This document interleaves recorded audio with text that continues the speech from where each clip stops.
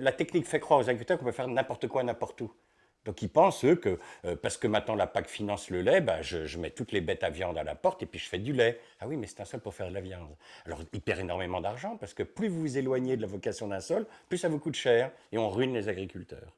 On voit des gens qui s'installent, nous, parce qu'il commence à y avoir des néo-ruraux, hein, des gens qui quittent les villes et qui nous appellent, voilà, j'ai acheté cette terre-là, je voudrais faire du maraîchage, et puis c'est pas une terre pour faire du maraîchage. Il faut qu'ils passent en hors-sol à ce moment-là, mais ça n'a rien à voir avec de la bio. C'est le métier le plus complexe du monde. Il n'y a pas plus complexe que le métier de paysan. Il faut connaître la météo, la physiologie, la géologie, la pédologie. Et on a fait croire que c'est un métier de cutéreux, de pauvres types. On a dévalorisé ce métier. Alors que c'est le métier le plus complexe du monde. C'est un métier dont ils ont besoin de science, les agriculteurs. En France, on est dans un climat tempéré. Et je pense qu'il faut retravailler avec les saisons, mais c'est un véritable changement de mentalité, même du citoyen. Si on parle du maraîchage, il faut revenir aux techniques du 19e, parce qu'au 19e, on produisait 10 fois plus au mètre carré que le maraîchage moderne. On avait 10 fois plus de production. On faisait 9 cultures par an. À l'heure actuelle, on en fait 2. Donc, la production moderne du maraîchage était un recul absolument terrible sur le plan agronomique. Pour vous donner une idée, à la fin du 19e, les maraîchers de Paris nourrissaient 2 millions d'habitants sur 2 000 hectares seulement. Maintenant, on est incapable de faire ça, quoi. Et ça, c'était vraiment une vision de deux choses fondamentales qui étaient la rotation et l'association. Ils ne mettaient jamais deux légumes côte à côte identiques. Ils mettaient côte à côte des légumes qui avaient des rythmes différents, on appelait ça la coplantation. Ils mettaient par exemple du radis à côté de la salade, à côté de la carotte, à côté du chou. Ils récoltaient les radis, ça faisait de la place pour la salade. Ils récoltaient la salade, ça faisait de la place pour la carotte. Récoltaient la carotte, ça faisait de la place pour le chou. Sur le même espace où nous ne faisons qu'une salade, eux, ils avaient déjà fait 4 cultures. Donc il faut arrêter de dire que l'agriculture d'autrefois ne produisait pas, elle était beaucoup plus productive, mais elle demandait une réflexion, elle était vraiment, il fallait connaître les lois de l'association et de la rotation. Ils descendaient tous les matins porter leurs légumes au marché central, et ils remontaient les tinettes des fonds de course, c'est-à-dire tous les excréments, les urines des gens, et ils remontaient tous les excréments des chevaux, puisque les chevaux à l'époque avaient des espèces de robes en cuir sous la queue qui récoltaient le crottin, et donc les maraîchers descendaient les légumes et remontaient le crottin et les excréments des gens et l'urine. Donc ça a duré pendant tout le Moyen, ça a duré pendant 1000 ans ce système, et on n'appauvrissait pas les sols. Pour vous donner une idée, on apportait l'équivalent, un maraîcher apportait l'équivalent de 100 tonnes de matière organique par hectare et par an sur ces terres. Donc c'était un système qui était parfait. On va inventer le tout à l'ego à la fin du 19e, c'est fini, tout part à la mer. C'est-à-dire que depuis 150 ans, l'humanité envoie tous ses excréments, toute son urine dans la mer. Donc c'est plus récupéré par les terres, donc les terres s'appauvrissent constamment. Alors que les anciens, le Moyen-Âge, avaient inventé la notion de cycle. Et ça, c'est la base du maintien de ce qu'on appelle l'agriculture pérenne, durable. C'est une agriculture qui recycle ce qui vient de la terre. Bon, ce qu'on a complètement rompu avec le tout à l'égout. 9 cultures par an, vous voyez, en 12 mois, ils faisaient 9 cultures. Donc il n'y avait pas un moment où le sol était nu. Le sol était toujours couvert et toujours en production. Imaginez par exemple qu'un pays comme le Vietnam se mette à généraliser l'agriculture européenne, ils crèvent tous de faim. Parce qu'ils sont 80 millions d'habitants sur le quart de la France. Heureusement qu'ils ont une agriculture manuelle, extrêmement productive au mètre carré, peu productive par homme. Mais sinon, c'est fini. Ils peuvent plus. Si l'Europe se mettait au système états-unien, les États-Unis sont 300 millions d'habitants sur une surface supérieure à l'Europe au niveau agricole, mais nous, on crèverait de faim. Nous, on est 500 millions d'habitants. Pour faire cette agriculture, même si notre époque peut mécaniser certaines choses, en fait, c'était une agriculture qui était beaucoup plus humaine, qui demandait des gens à la terre. Donc, revenir à ces techniques-là, même de permaculture, même avec un soutien mécanique, il faudra qu'on retrouve des agriculteurs. On a commencé à travailler à la fin des années 90 avec des agriculteurs de l'Argentine. À l'époque, on arrivait à leur faire 2 cultures par an. Depuis qu'ils sont passés en OGM avec les sojas résistants au glyphosate, ils sont passés de 2 litres de glyphosate à l'hectare à 12 litres, parce qu'ils ont maintenant des plantes totalement résistantes au glyphosate, et ils ne peuvent plus faire qu'une culture par an. Donc quand les gens nous racontent, quand des prix Nobel nous racontent, on va augmenter les rendements, on va nourrir l'humanité, nous on voit plutôt l'inverse, on voit plutôt s'effondrer les rendements, on voit des sols totalement morts biologiquement, c'est-à-dire que nous, quand on fait des analyses, il n'y a plus une bestiole, des sols où pourtant on avait développé des techniques de semi-direct sous couvert, on commençait à revoir de la faune, enfin on était vraiment, vraiment optimiste, si vous voulez, à la fin des années 90, c'est maintenant des déserts, c'est des catastrophes darwiniennes, quoi. Qu'est-ce qu'on a fait depuis qu'on a fait de la génétique? On a décidé d'éliminer toutes les espèces rustiques, toutes les variétés rustiques. On cultivait 10 espèces de blé en Europe. dont des blés qui ne répondaient pas aux engrais. Quand on leur mettait des engrais, ils n'augmentaient pas les rendements. Donc on les a éliminés de la génétique. On dit ça, il n'y a pas d'argent à faire avec, donc on les retire. Mais on pouvait imaginer une sélection complètement différente, dire ces blés rustiques qui vivent dans des sols pauvres, ben, ceux-là on va les travailler, au contraire on va continuer à les sélectionner in situ, dans le champ, et non pas en dehors du champ, pour pouvoir l'améliorer constamment. Et les anciens, qu'est-ce qu'ils faisaient? Dans leur champ de blé, chaque année, ils prenaient les plus beaux épis. Et ces épis-là, ils étaient adaptés au terrain, puisque de toute façon, ils les avaient pris sur le terrain. C'est la grande généticienne McClintock, c'est comme ça qu'elle travaillait sur les maïs. On a refusé de lui donner le prix Nobel pendant des années, parce qu'elle voulait, elle ne travaillait pas au laboratoire. Elle connaissait tellement bien le maïs qu'elle rentrait dans un champ et elle savait prendre les épis qu'il fallait. Et ça mettait en fureur tous les généticiens, parce qu'elle ne travaillait pas de façon, vous voyez, conventionnelle. Elle connaissait de façon sensuelle et elle percevait le maïs. Les agriculteurs ou les maraîchers qui utilisent des variétés paysannes, en fait, vous disent qu'elles sont plus résistantes, elles sont moins sensibles à la sécheresse. Le fait d'avoir augmenté les rendements avec la pétrochimie, l'azote, le phosphore et le potassium, en fait, on a provoqué des plantes avec les peaux plus fines, avec, disons, un métabolisme différent, donc plus sensible à la piqûre des insectes, aux champignons. Donc, automatiquement, plus turgescent, hein, plus gonflé d'eau, donc plus turgescent, plus sensible. Donc à ce moment-là, ils tombent plus souvent malades. Il faut qu'on change notre vision, enfin, de ne pas vouloir des légumes énormes. Il faut revenir à peut-être moins consommer, mais de plus de qualité. Quand vous faites, il y a eu des études qui ont été faites sur la tomate, des tomates travaillées en biologie, donc avec des variétés paysannes et puis des variétés non paysannes. Ben, au niveau des oligo-éléments, du lycopène, eh bien, par exemple, il y en a plus en quantité à poids égal sur une tomate en biologie. Donc on aura besoin de moins de rendement. Je pense qu'il y a aussi un changement de la mentalité des gens. On n'a pas été capable, depuis la guerre, de faire un blé de qualité gustative. Tous les blés qui font des pains gustatifs sont tous des blés anciens. C'est-à-dire que la génétique s'est focalisée sur l'aspect rendement, elle a complètement oublié l'aspect qualité, l'aspect plaisir. Nous ne sommes pas des animaux, nous ne sommes pas des cochons, nous sommes des êtres civilisés qui aimons la gastronomie et qui aimons manger des bonnes choses. Et il faut que les généticiens tiennent compte que ce n'est pas le tout de sélectionner une plante, il faut qu'elle soit bonne, il faut qu'elle nous fasse du plaisir quand on la mange, il faut que le pain soit bon, il faut que le vin soit bon, il faut que, vous voyez, ça c'est fondamental. Parce que faire de la pêche dur comme du béton qui se transporte sur 600 km, et qui ne nous donne pas plaisir sur la table, quel est l'intérêt de faire ce genre de choses? Après, on dit, oh, les Français, ils mangent plus de fruits, ils mangent plus de légumes. Mais si les Européens ont baissé leur consommation de fruits et de légumes, c'est parce qu'ils sont pas bons. Donc, il faut quand même aussi qu'on n'oublie pas cet aspect adaptation au climat, les zones où on fait des bonnes tomates, les zones où on fait des bonnes pêches, les zones où on fait des bonnes pommes. Je crois que c'est important, il ne faut pas oublier ça. Malgré tout, il y a une urgence à l'heure actuelle, elle est très nette. Avec le réchauffement de la planète, est-ce qu'on aura le même temps qu'avaient ces agriculteurs qui regardaient? Je pense que certains généticiens qui ont conscience, travaillé avec conscience et qui peut-être sur un gène connu de l'augmentation ou la rapidité de la floraison ou de supporter un peu plus la chaleur, je pense qu'on peut, c'est peut-être des voies à ouvrir et pourquoi pas chercher là-dessus. Par contre, amener des choses qui n'ont rien à voir avec la plante, là, pour moi, c'est non, quoi, parce que là, on joue aux apprentis sorciers. Ça n'existe pas d'amener une levure ou des gènes de poisson pour rendre un fruit plus dur. Autrefois, les anciens, pour ne pas avoir de maladie, qu'est-ce qu'ils faisaient? Ils mettaient plusieurs espèces de blé dans le même champ.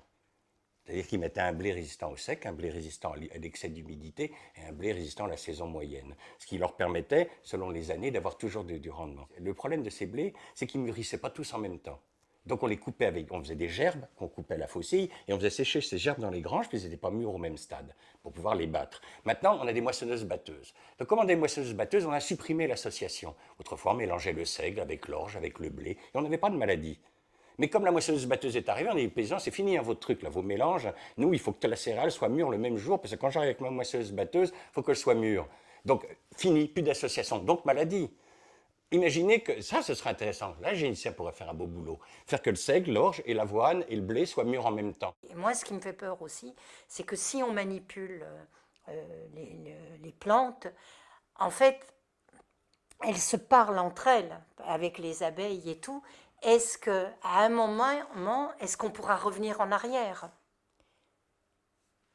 Est-ce que des gens qui voudront être en biologie et avoir des variétés anciennes une variété de blé ancienne, et que quelqu'un va faire un blé qui mûrit plus vite, comme les insectes échangent, est-ce que ce patrimoine va, sauf dans les conservatoires, mais est-ce que ça va exister? Je me souviens on travaillait avec un agriculteur et puis on parlait de rotation. Il avait un sol en très mauvais état et on lui dit, il faudrait faire, je me rappelle plus quelle était la rotation. Et il dit, je peux pas. Je lui dis, pourquoi vous pouvez pas? Mais il dit, vous savez, ça va peut-être vous choquer, mais vous savez, nous ne sommes plus des agriculteurs, nous sommes des agri-traders. Nous passons notre temps devant la bourse, devant les bourses de tel et tel produit, et puis on sème, on vend. En fonction du marché, mais il dit pas en fonction de notre sol. Donc c'est une forme d'exécutant. Il y a en ce moment des agriculteurs qui ont vendu leur production de 2019. Ils n'ont pas encore semé parce qu'en ce moment le blé, du fait de la crise, des problèmes qu'on a eu cette année, le blé se vend très cher. Donc en fait, ils lancent des marchés, ils n'ont pas encore semé. C'est quand même la fragilité. Donc l'agriculteur, c'est un exécutant. On achète l'agriculture, mais on ne peut pas la mettre au même stade que d'une voiture ou de l'acier ou du charbon. L'agriculture, elle est dépendante du climat, elle est dépendante de tellement de facteurs qu'en fait, aucun agriculteur, vous pouvez prendre tous les agriculteurs de la planète, ils ne peuvent pas vous garantir la production qu'ils auront le jour où ils mettent le grain de blé ou la tomate ou ce que vous voulez en agriculture, il ne sait pas ce que ça va donner. Il n'a aucune garantie que ça ira jusqu'au blé ou que ça ira jusqu'à la tomate. Parce qu'il peut y avoir sécheresse, ou trop d'eau, ou trop froid, ou la grêle, ou le gel. Et avec le réchauffement climatique et les désagréments du climat, il n'y a aucune sécurité alimentaire et de la récolte. Et on engage des cultures sur des marchés, mais franchement, pour moi, c'est scandaleux. C'est inadmissible. On n'a pas le droit. Et les agriculteurs, comment ils faisaient pour vivre? Comment ils ont fait pour travailler les serres? Ils faisaient de l'équilibre agro-silvo-pastoral. Ils ne mettaient pas tous les œufs dans le même panier. Ils avaient de la forêt pour se chauffer, pour nourrir les bêtes. Ils avaient le feuillage pour nourrir les bêtes. Ils avaient des champs qu'ils cultivaient et ils avaient des prairies. Donc ils avaient à la fois des cultures et des animaux. Donc en fonction du climat, de toute façon, ils s'en sortaient toujours. Il y avait toujours une production qui marchait. On dit année de foin, année de rien pour les céréales, mais quand même du foin, on nourrissait les bêtes. Donc maintenant, on leur a dit, non, non, vous êtes spécialiste. Toi, tu feras que de l'élevage, toi, tu feras que de la céréale. Eh ben, l'année où ça ne marche pas, je peux vous dire que les céréaliers allemands, cette année, ils ne rigolent pas. Hein. Ils ne rigolent pas parce que c'était une catastrophe pour les blés. Et comme ils n'avaient rien fait d'autre que des céréales, ils vont être obligés, maintenant l'État allemand va être obligé de leur donner de l'argent pour éviter qu'ils tombent en faillite. On a créé un système d'une fragilité énorme, alors qu'eux avaient créé un système stable de pérennité, parce qu'ils affrontaient depuis 7000 ans le problème du climat. C'est la seule profession qui dépend du climat. Nous, on travaille avec des gros agriculteurs qui faisaient 100 quintaux, qui faisaient partie du club des 100 quintaux dans les années 90. Très fiers, ils roulaient des caisses. Moi, je fais 100 quintaux de blé. À l'époque, ils avaient des blés avec des potentiels génétiques à 110 quintaux. Et ils faisaient 100 quintaux. Ils étaient à 10 quintaux de décalage par rapport au potentiel. Maintenant, ils ont des blés à 150 quintaux, ils font 95, ils font 5 quintaux de moins qu'ils faisaient dans les années 90, avec des blés qui en ont 150 de potentiel. C'est-à-dire qu'il y a une espèce de fossé qui se creuse entre le potentiel génétique et la capacité qu'ont les sols d'exprimer cette génétique. C'est les sols qui sont en train de lâcher, ce n'est pas la génétique. On a fait une expérience en Nouvelle-Zélande sur des sols neufs, on a fait 160 quintaux en semi-direct. Donc on sait que le potentiel génétique du blé, il est là. Mais c'est des sols neufs, des sols qui n'avaient pas été détruits. Maintenant, les gars, ils ne les font plus. C'est-à-dire que cette espèce de gap qui se fait entre le potentiel génétique et le rendement montre que le système va dans le mur. Dans une technique de semi-direct sous couvert pour les céréaliers, en fait, ces techniques-là gagnent du temps. Vous diminuez la consommation de fuel, vous diminuez certains entrants, et vous gagnez du temps, parce qu'au lieu de passer le labour, le décompacteur, le casse-motte, refaire un labour pour détruire le faux semis, vous gagnez du temps. Le semi-direct, vous passez une fois, et puis c'est tout, puis après vous labourez, vous moissonnez. Donc en fait, chaque technique pour restaurer les sols ne va pas demander forcément le même matériel et le même nombre de personnes. La permaculture demande beaucoup de gens et peu de matériel. Céréaculture, semi-direct sous couvert, il faut du matériel adapté et peut-être moins de personnes. Mais c'est vrai que la technologie, nous, on a quelqu'un qui est venu nous montrer un appareil qui pourrait nettoyer, désherber dans le rang avec des panneaux solaires et qui pourrait monter. Ça, pourquoi pas? C'est une technique nouvelle. C'est sûr que la technique va aider, mais il faut savoir que ces techniques sont temporaires. Les gens qui passent en semi-direct sous couvert, au bout d'un moment, ils n'ont plus de mauvaises herbes. Donc ces machines-là deviennent inutiles. Elle va les servir pendant les 5 années, 5 à 6 années pendant lesquelles il faut qu'ils aient créé un couvert suffisamment épais pour qu'il n'y ait plus de levée de mauvaises herbes. Mais après, c'est du matériel qui sera à durée, mais ça sera pratique pour cette période intercalaire. Mais après, une fois que vous avez créé un mur, vous savez, en forêt, il n'y a pas de mauvaises herbes qui poussent. Hein. Parce qu'il y a un bon tas de feuilles mortes. Hein. Donc c'est recréer le système naturel, en fait, hein, d'arrêter de labourer. Mais il faut du temps, parce que comme avec le labour, on a créé des stocks énormes de mauvaises herbes sur 30 cm d'épaisseur, c'est long de vider ce stock. Mais une fois que vous l'avez vidé, après, vous n'avez plus besoin de vos machines. Mais cela dit, ces machines rendront service dans les étapes intermédiaires. Dans leur fond intérieur, il y a beaucoup d'agriculteurs qui savent qu'ils ont la tête dans le mur et que ça ne va pas et que ça n'ira pas pour leurs enfants et pour le futur. Mais en fait, ils sont dans un tel cercle infernal, ils sont endettés, mais à un point qu'en fait, ils ne savent pas comment en sortir. Ils ne savent pas comment sortir. S'ils n'ont pas de subvention, ils ne peuvent pas s'en sortir, ils ont besoin de la subvention. Et s'ils sont en reconversion, en fait, on ne les aide pas. Le travail des politiques ou des gens qui pensent devrait absolument aider et subventionner de façon même importante des agriculteurs qui sont prêts à faire une démarche de reconversion, à amener d'autres filières, amener d'autres produits qui seraient sur les marchés pour les soutenir. Parce que les premières années, quand vous avez un sol qui est presque comme là, eh bien, ça pousse pas. Enfin, ça pousse beaucoup moins, les rendements sont plus faibles, c'est plus compliqué. Donc il faut les soutenir. Ils n'ont pas de soutien, ils n'y vont pas. Et les agriculteurs, bon, c'est très difficile de les faire changer. C'est une profession extrêmement conservatrice parce qu'ils ont peur. Ils ont peur de ne pas produire, ils ont peur de ne pas avoir la subvention. On est en train de parler d'agriculture biologique avec des serres nouvelles ou des gens qui vont dire on va cultiver sans terre. Nous, on a été approchés avec ces nouvelles serres où on n'a plus besoin de terre, où on va utiliser que des solutions nutritives et tout, mais on nous dit que ça va être du bio ou que ça va être la même chose qu'un sol. Au niveau du goût, ça ne pourra jamais être pareil. Et on est en train de voir pour respecter en disant on aura moins besoin de fioul, on abîmera moins le sol et tout, on va recycler sans arrêt l'eau, donc on n'aura pas besoin, même s'il pleut pas beaucoup, on va avoir juste un volume et puis cette eau va repasser, on la reprendra et ainsi de suite. On va utiliser l'énergie solaire, mais on voit arriver des technologies soi-disant respectueuses de l'environnement, mais qui occultent complètement ce que disait Claude tout à l'heure, c'est la notion du goût. Du goût, c'est le sol qui donne le goût que l'on aime dans les légumes. Sans sol, on ne pourra jamais faire une agriculture goûteuse.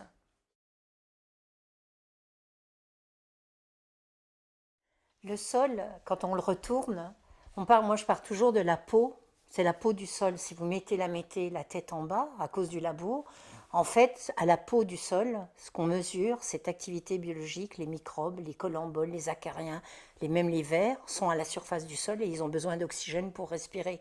Vous retournez, vous mettez un labour, vous retournez, vous mettez la tête en bas, vous retournez la peau du sol. Et à ce moment-là, toute cette faune va mourir parce qu'elle n'a plus d'oxygène. Elle ne peut plus vivre. Et ce qui était en profondeur, lui, n'a pas besoin d'oxygène, en fait, on va le mettre en hauteur. Lui, il a trop d'oxygène et il va mourir. Et en fait, on fait mourir la vie du sol, les microbes et la vie du sol. Donc c'est ça qui est absolument dramatique dans le labour aussi. C'est qu'en fait, on détruit les horizons du sol. Parce que un sol, c'est extrêmement bien agencé. Les agriculteurs disent j'ai retourné, j'ai fait ma belle structure. Parce qu'ils ne parlent que du visuel, de la structure. Prenez une poignée de sol, je parle de sol agricole. Vous prenez la terre de surface, puis vous la sentez. Ça, c'est un des premiers gestes qu'on fait. Vous verrez qu'une terre qui est vivante, qui est en biologie ou vivante, elle va sentir bon, elle va sentir la terre. Une terre qui a été détruite, elle ne sent plus rien. Des fois, elle sent mauvais. Un sol pour faire de la viande, dans les zones du Morvan, ça va être un sol qui en fait va sécher. L'herbe va sécher en été, Donc la vache va maigrir et puis l'herbe va redevenir grasse en hiver, à l'automne. À ce moment-là, elle va se renourrir, donc la vache va regrossir. Donc la viande, avec ses passages d'amaigrissement et d'engraissement de la bête, eh bien en fait elle va se persiller, elle donnera beaucoup plus de goût à la viande. Une vache, pour faire du lait, il faut que la prairie soit verte tout le temps. Donc la Normandie, on faisait beaucoup de lait. Quand vous n'avez plus de matière organique, vous utilisez énormément d'engrais, vous avez des sols qui deviennent durs comme de la pierre, il faut irriguer. Et la dernière, l'irrigation, va accélérer la destruction des sols. Plus on irrigue les sols, et toutes les cultures à l'heure actuelle demandent, même la prairie, on demande de l'irrigation, ben en fait on accélère, on continue à dégrader les sols.